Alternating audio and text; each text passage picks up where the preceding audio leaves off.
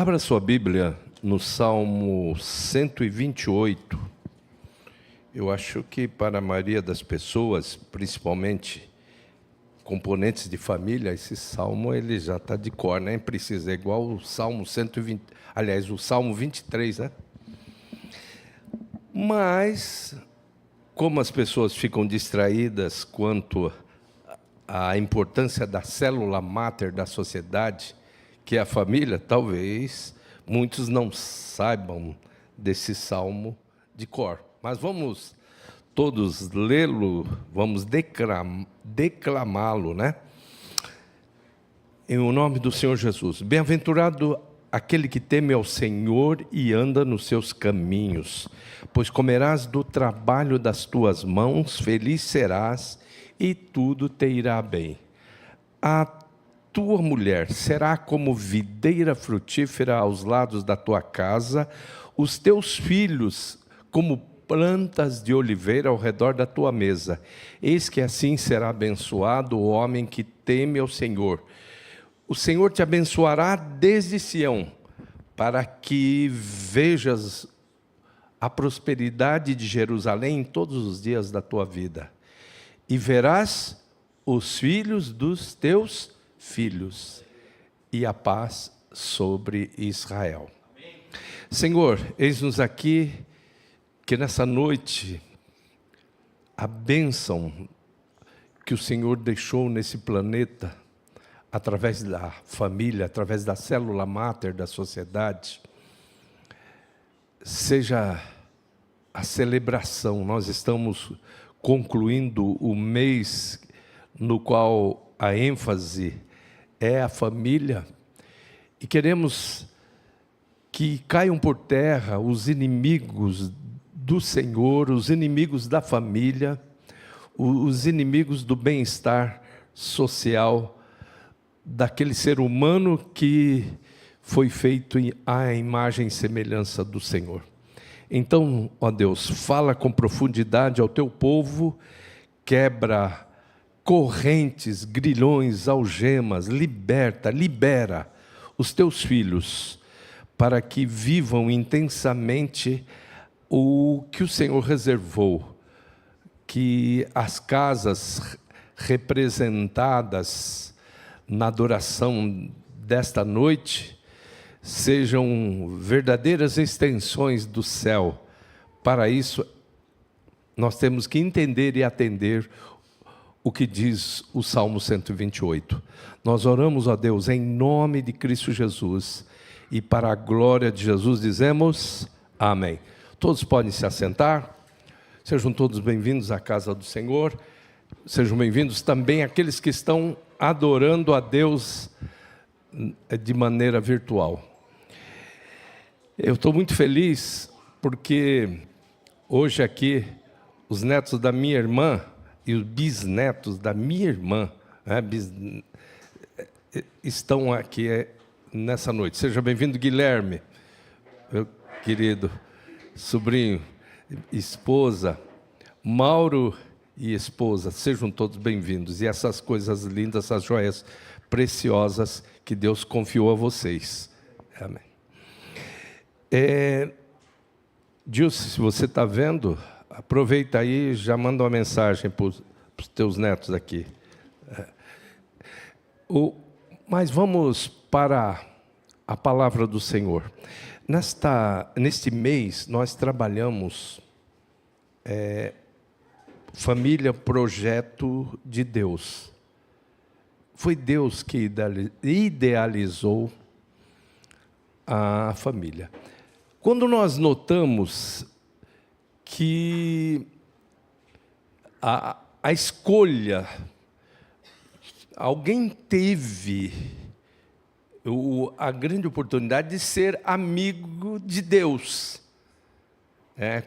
Eu estava conversando lá em Cosmópolis, no nosso quarto, lá, os componentes da diretoria da CPC, e conversando sobre coisas profundas, e o pastor Kennedy me perguntou o que eu poderia agregar de valor a uma aula que ele tinha dado sobre a questão dos eviternos. O que é o eviterno? O eviterno é aquele que tem eternidade ativa. Ele não tem eternidade retroativa. E os anjos de Deus têm essa prerrogativa.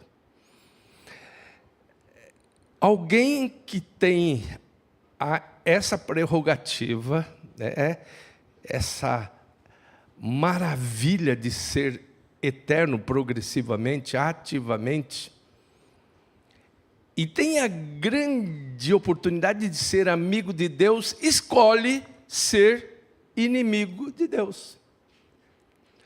E aí você fica sabendo que todas as vezes que acontece uma bifurcação na sua vida, é exatamente nessa direção. Ou você vai por onde Deus está lhe orientando, ou você vai contrário à orientação de Deus. Toda vez que bifurca na sua vida. Para ele bifurcou. Por quê? Porque Deus deu uma grande ferramenta para ele chamada livre-arbítrio. E ao invés dele utilizá-la como ferramenta, utilizou como uma arma voltada contra ele. E ele escolhe ser inimigo de Deus.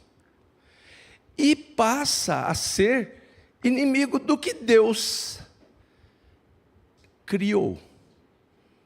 Ele que foi criado para ser conservo da obra-prima da criação, chamado homem. Ele passa a ser inimigo. O homem, então, é criado e Deus prepara tudo, um paraíso, né, que começa lá na chamada cosmogênese, que é o chamado caos, né? A terra sem forma e vazia. E a partir disso, Deus começa a melhorar isso e vai a cada dia ele vai colocando tudo de uma maneira bonita, linda, transformando esse cenário habitacional num paraíso mesmo. E no sexto dia ele cria essa figura chamada homem. E ele tem totais condições. E Deus olha, e as avaliações deles anteriores, né, nas etapas anteriores, era de que tudo que havia feito era bom. Mas ele falou, não, mas por esse daí eu quero mais do que bom. Eu quero que seja muito bom. O que estava faltando para ser muito bom? Não é bom que o homem esteja só. Far-lhe-ei uma adjutora que lhe seja idônea. Até ali o homem era um ser sustentado por um bipé. Se esse suporte aqui não fosse, suporte para microfone aqui não fosse, tivesse 3 pés, ele teria um bipé, então ele ficaria caindo. Porque até ali o homem era um ser biopsíquico. Era um ser biológico, mas um ser pensante, e tão pensante que ele era realmente o dominador do planeta. Crescer e dominai. Ele deu nome aos animais, e deu nome aos animais, mas não faltava dar nome para quem? Para a sua namorada, para a sua companheira. Não é bom que o homem esteja só. Far-lhe-ei uma adjutora que lhe seja idônea. E Deus, eu estou falando da origem da família. E Deus, ele, na sua imensa sabedoria, ele já não mais lança a mão ao solo para, com a matéria-prima do planeta, a Terra, criar, e nesse caso criar aí, o verbo é azar e não bará, que bará é trazer a existência. Agora ele traz a existência a partir de algo que é não a matéria-prima da terra, mas algo que está no próprio homem.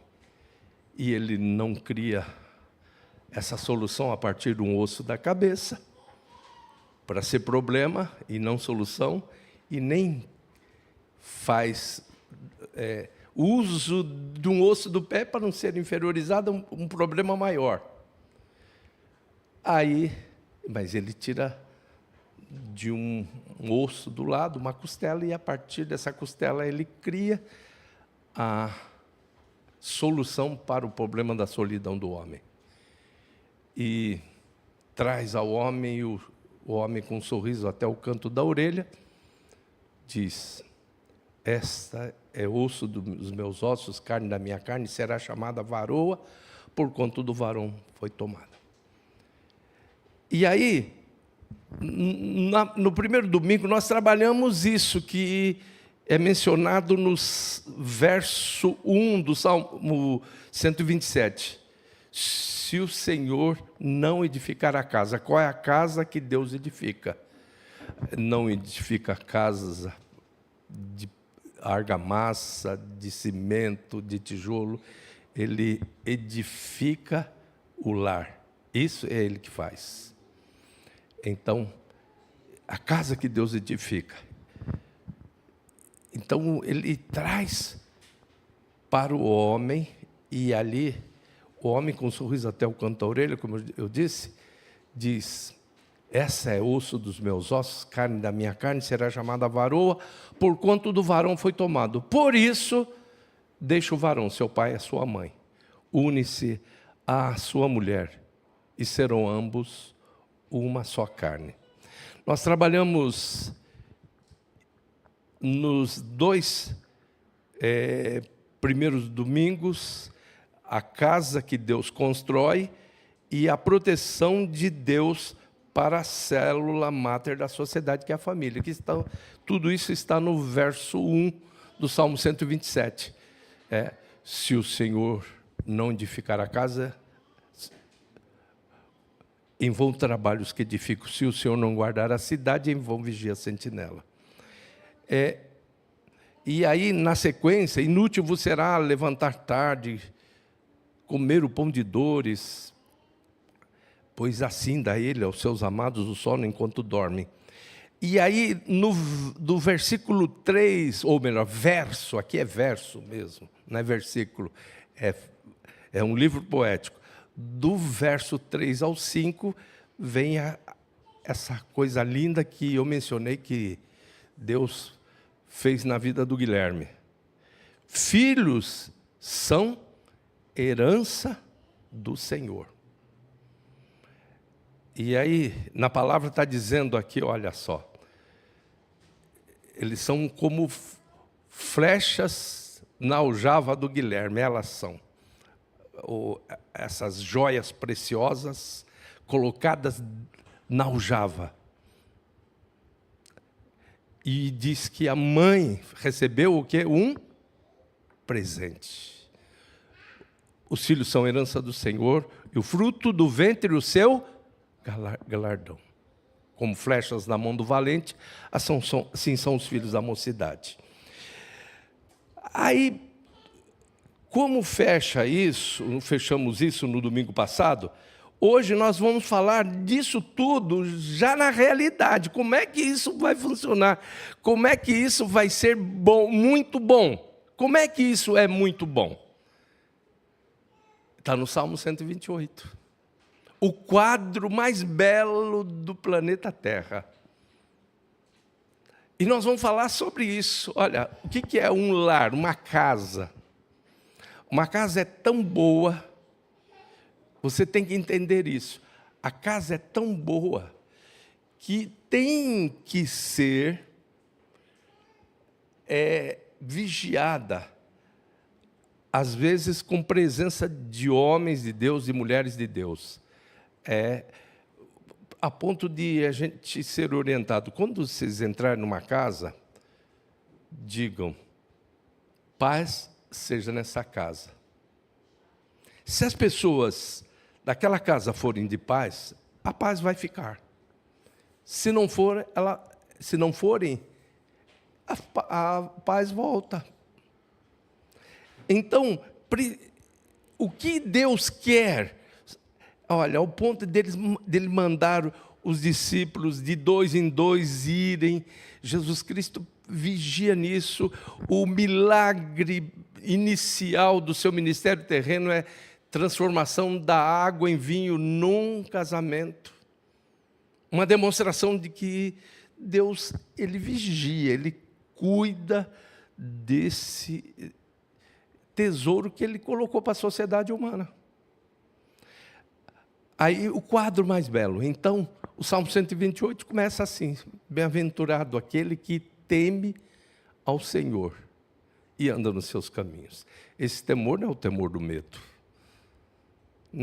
Não, nós não podemos ter medo de Deus, muito pelo contrário. Devemos ter o reconhecimento da sua existência, de que Ele é soberano, de que Ele é Deus, de que nós somos criaturas, que o Pai é Pai e nós somos filhos, que Jesus Cristo é o Senhor e nosso irmão mais velho, nós somos irmãos mais novos dele, que o Espírito Santo é o orientador e nós somos templos dele.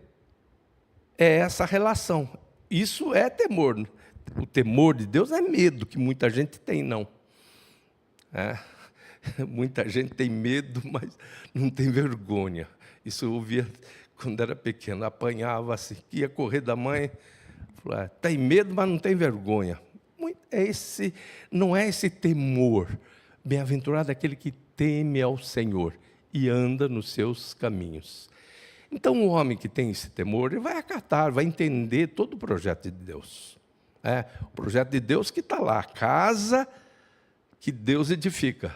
Deixará o varão, seu pai e a sua mãe, unir-se-á à sua mulher, e serão ambos uma só carne. Então, quem teme, quem entende isso, vai fazer tudo aquilo que é preciso, que é necessário. Agora, vejam bem, o que está dentro dessa casa do homem são as preparações. A casa que Deus edificou não é de argamassa. E aqui temos casas bem diferenciadas, casas bonitas, lindas, aconchegantes, no sentido do quê? Arquitetônico, no sentido estético, decoração, enfim, distribuição.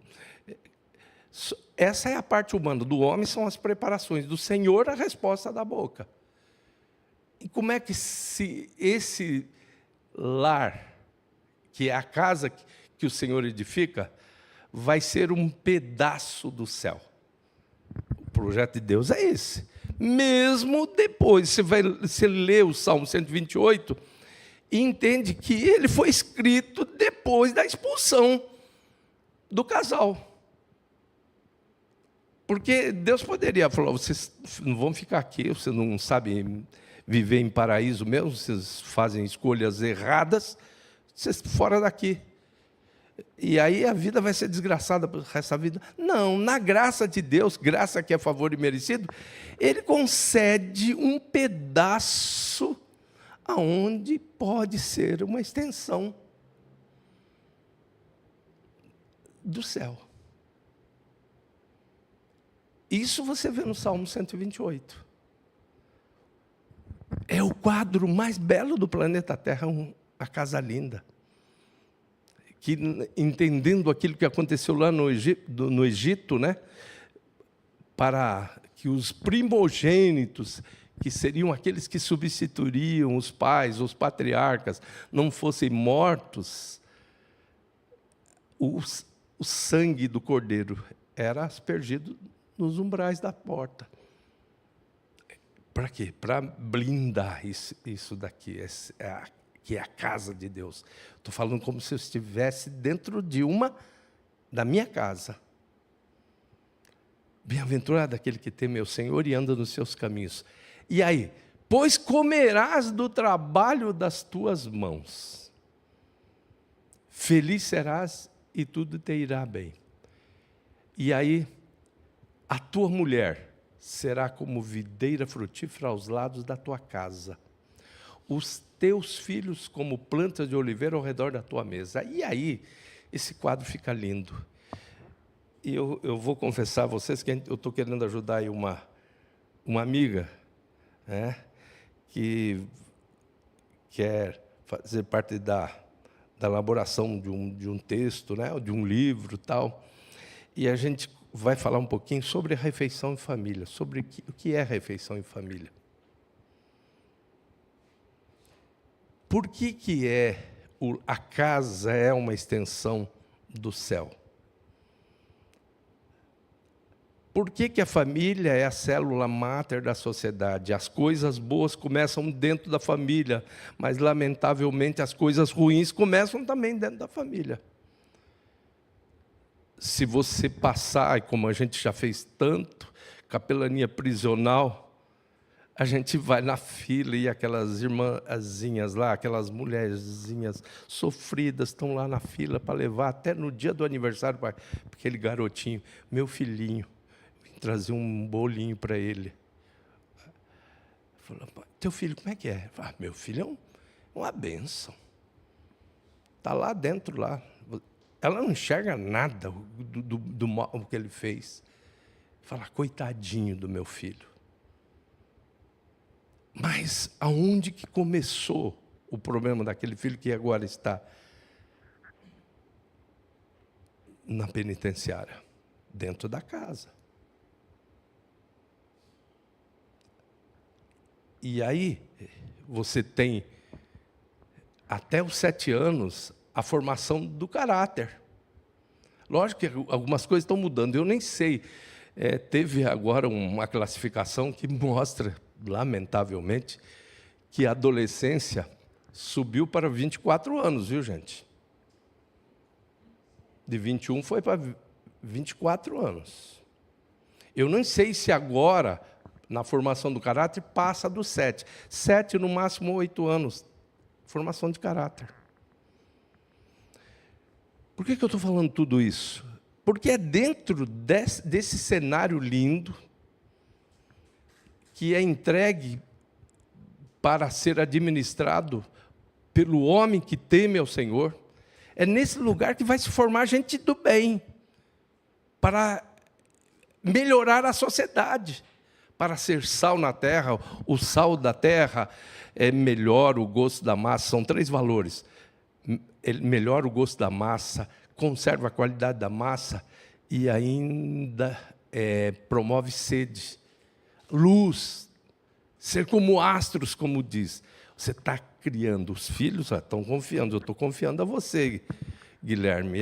Você e a sua namorada aí estão... essas joias são vocês que vão cuidar. Porque vocês serão os fiéis guardiões. Para quê? Para sair, quando eles saírem, eles vão ser bênção, vão ser abençoadores. Eu tenho certeza que, por mais assim, paizão, Guilherme, você não pode dizer, eu quero que você estude isso, quero que você estude aquilo, porque você não sabe quem são essas vidinhas preciosas.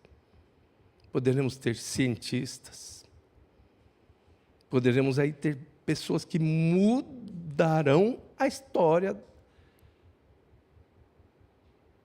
O mundo está ficando desgraçado por causa disso, porque não tem libertadores. Os libertadores não estão sendo formados dentro das casas.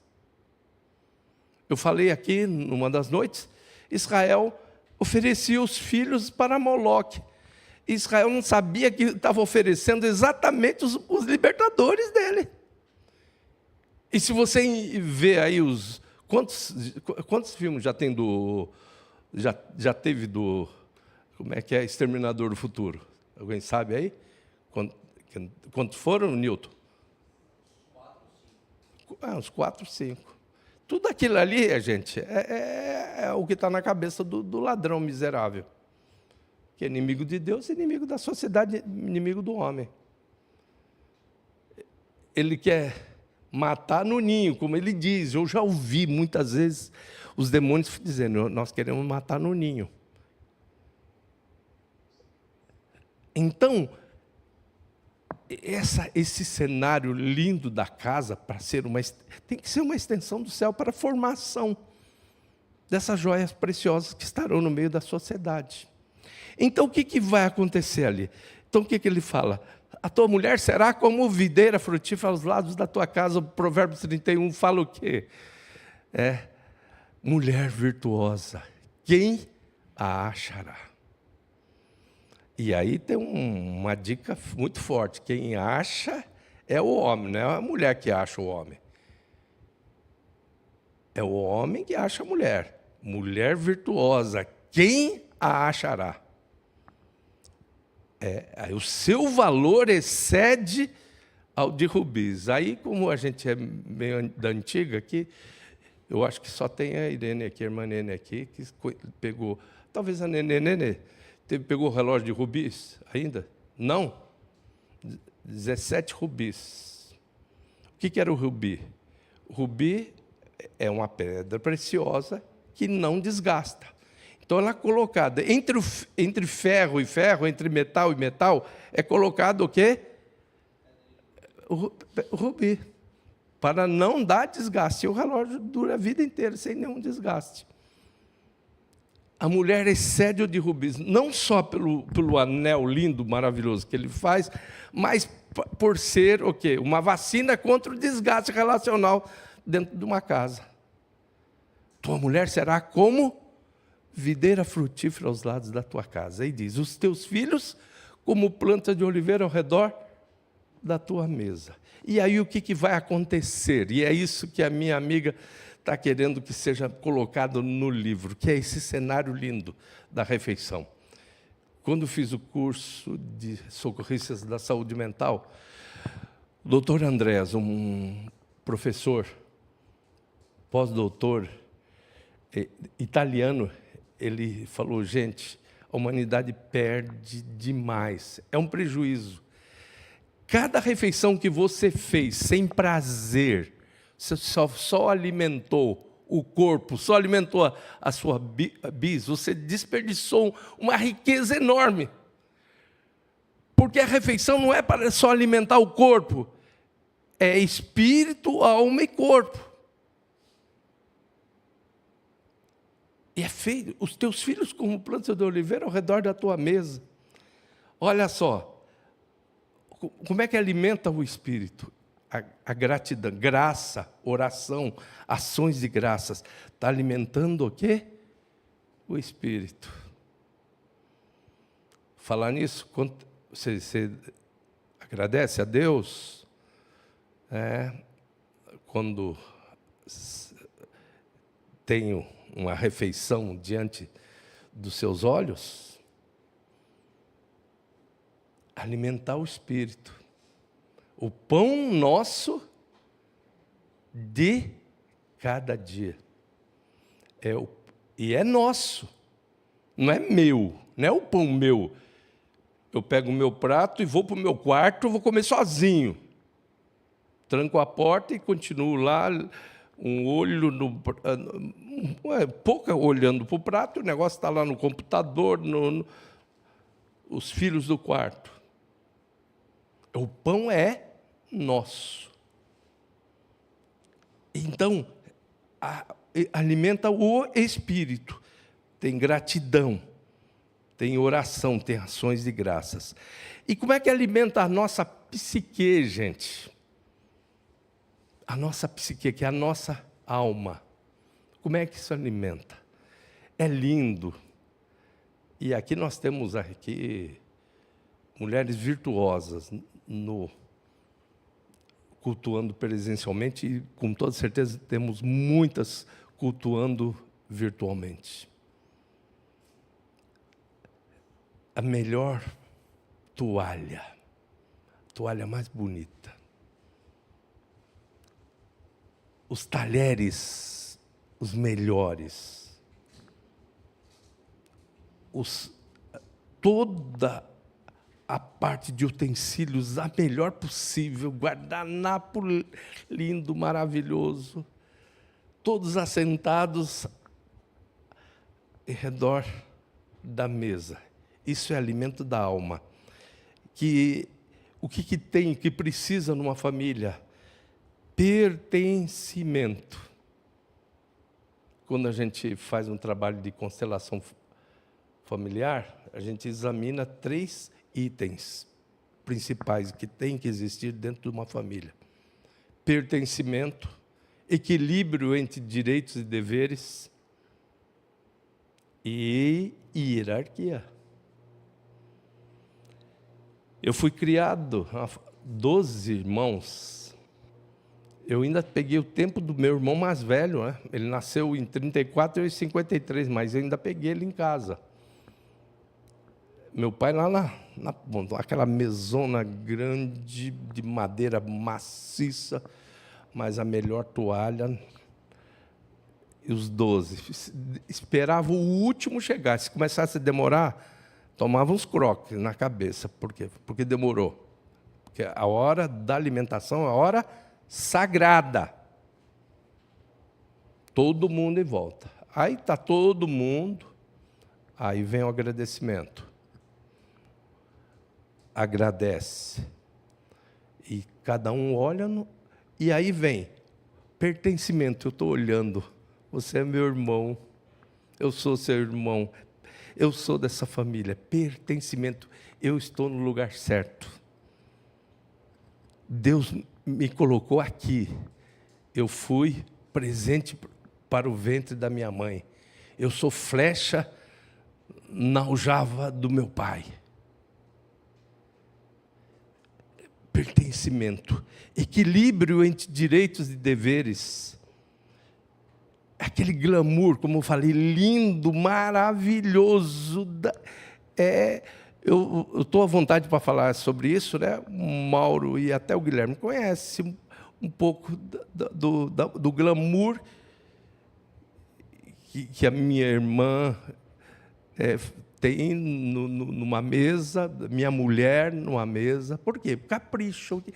Aquilo é enriquecedor para a nossa psique, para a nossa alma. E aí eu vou falar algo mais, que é a questão das cores, gente. As cores, você já pensou? Aquilo é bonito. O doutor Andrés falava assim, olha, o contraste do verde da alface com o vermelho do tomate. A beleza do azeite de oliva, do azeite virgem de oliva sendo derramado.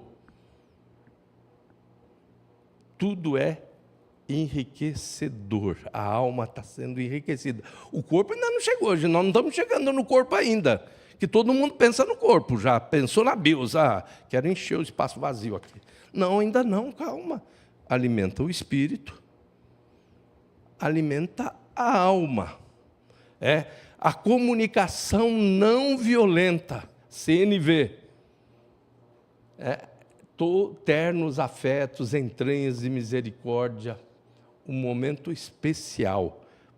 Não pode ter nenhum tipo de atrito, porque é tudo preparando o organismo para receber o alimento. Lindo, relações todas assim promovidas pelo Espírito Santo. Link. E aí sim, aí vem o corpo. Nutrientes equilibrados. A ausência de compulsão alimentar. Você sabe o que é compulsão? Acho que todo mundo aqui é bem levinho, né? Quem come compulsivamente, come fazendo troca. Eu estou me sentindo infeliz, eu vou comer, dá um tipo de bem-estar, não dá felicidade, não, mas dá um tipo de bem-estar. Então eu vou comer. Madrugada eu não estou conseguindo dormir, eu vou lá para a geladeira. Isso chama comer compulsivamente. É a troca. Então, quando você tem esse equilíbrio, vai haver uma ausência de compulsão alimentar, vai haver uma ausência de glutonaria. E quando eu falo em glutonaria, eu estou contextualizando. Por quê? Porque o termo glutonaria, que Paulo menciona lá como uma das obras da carne, ele está falando daquilo que era praticado nos bacanais. O que é bacanal? Bacanal era o culto a Baco. Dionísio, deus do vinho, onde as pessoas comiam, mas aquilo não satisfazia, eles queriam comer mais, não cabia. Então eles iam para um determinado canto, enfiavam o dedo na goela, jogavam um pouco e voltavam para comer. Isso que dá origem ao termo glutonaria. A glutonaria é hoje comer além das necessidades que o seu organismo tem. Equilíbrio. Então você vai ver, e cada filho vai sendo criado exatamente, a mãe sabe o que o filho precisa e o que a mãe precisa preparar exatamente para ele. Então, essa riqueza, para que isso tudo? Para quê? Para uma continuidade. Teus filhos como planta de oliveira ao redor da tua mesa. E aí ele diz, ele chama, esse salmista aqui, ele chama de bênção tudo isso. Eis que assim será abençoado o homem que teme ao Senhor. O Senhor te abençoará desde Sião, para que vejas a prosperidade de Jerusalém. E aí? O que é isso? Para quê? Para uma sequência de gente abençoadora.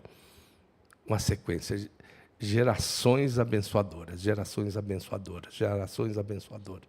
E verás os filhos de teus filhos, e a paz sobre Israel. Uma família abençoada e abençoadora. E o que nós precisamos fazer para que isso se torne uma realidade na nossa agência de salvação? As nossas famílias têm que mostrar uma diferença. Sempre Deus desejou. No Antigo Pacto você vai ver lá na conclusão, lá em Malaquias. E vereis outra vez a diferença entre o que serve a Deus e o que não serve. Sempre Deus quis que as famílias dele fossem referência em bênção.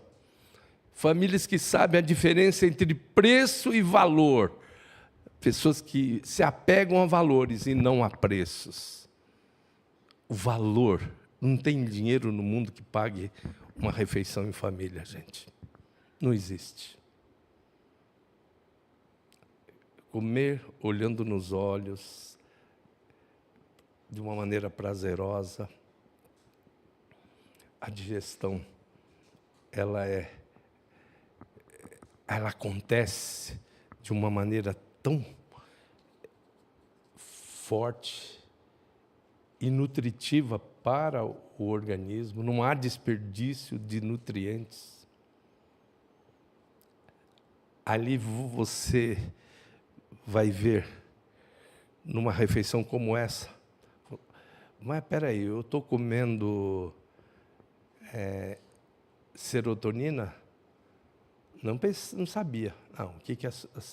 Mas nominalmente eu não estou, mas o que está acontecendo aqui está fazendo o meu organismo produzir serotonina, dopamina, endorfina, e eu vou sair feliz e realizado. E é por isso que esse quadro ele tem que se tornar como ideal. Pode não ser o real na sua casa, na sua família, mas ele é o ideal. E você tem que lutar por isso. o que está faltando para que isso aconteça, coloque diante de Deus, ainda essa noite. Amém? Coloque diante de Deus, e aquele Senhor que transformou a água em vinho, no seu primeiro milagre de ministério terreno, Ele vai novamente transformar a água em vinho na sua casa. Coloque-se diante de Deus. Amém? Vamos ficar em pé, vamos cantar?